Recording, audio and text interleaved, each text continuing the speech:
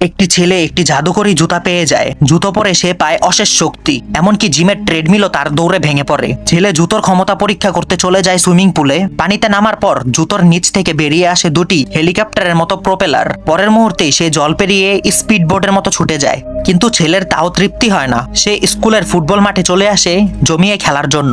জুতোর সাহায্যে একটি শটে ফুটবল এমন জোরে যায় গোলপোস্টটি ভেঙে পড়ে।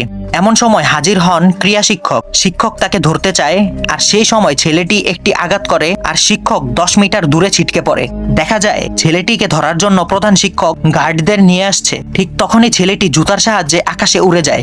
হঠাৎ ছেলের জুতোর কাজ করা বন্ধ করে দেয়। ঠিক তখনই একটি ঈগল পাখি তার মাথার উপর দিয়ে উড়ে যায়। ছেলেটি ঈগলের সাহায্যে আবার আকাশে উড়ে যায়। আকাশে সে দেখতে পায় হাসি মুখের মতো মেঘ। তার ভিতর তখন অদ্ভুত শক্তিবোধ জেগে ওঠে। আকাশ থেকে নেমে এসে তাকে ধরতে আসা সবাইকে তছনছ করে দেয় সে। হঠাৎ তার ঘুম ভেঙে যায় আর সে দেখে সে এতক্ষণ স্বপ্ন দেখছিল।